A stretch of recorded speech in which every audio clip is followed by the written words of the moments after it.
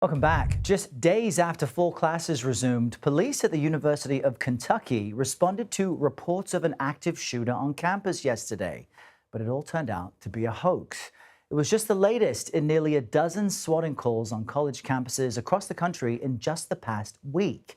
Now, these calls are about fake threats designed to set off a large law enforcement response.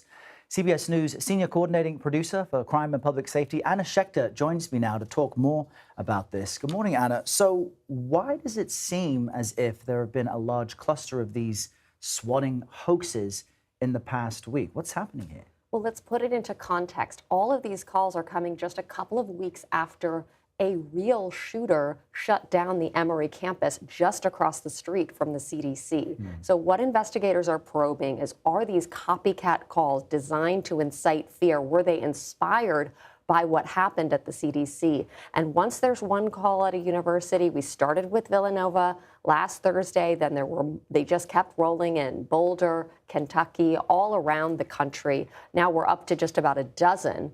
So investigators are taking this very seriously. What, if anything, are the trend lines? Are there any seeming connections to this? Because I know there are real challenges for investigators in getting to the bottom of it.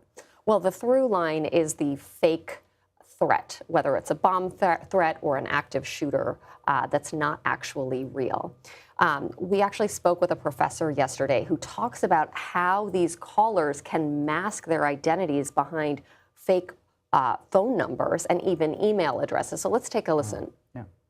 It's not funny, and it's not just a prank. Part of the problem is that with the development of AI, with the ability to spoof phone numbers and spoof internet addresses, the investigation piece of it is difficult. So you see, it's very difficult for investigators to actually find out the perpetrators. And at this time, we don't have the identification of any of the suspects who've made these calls in the last week. And what is the real life consequence of even a fake SWAT call? It's a great question. The FBI has been taking this seriously for the last 5 years. This has been going on for like 20 years.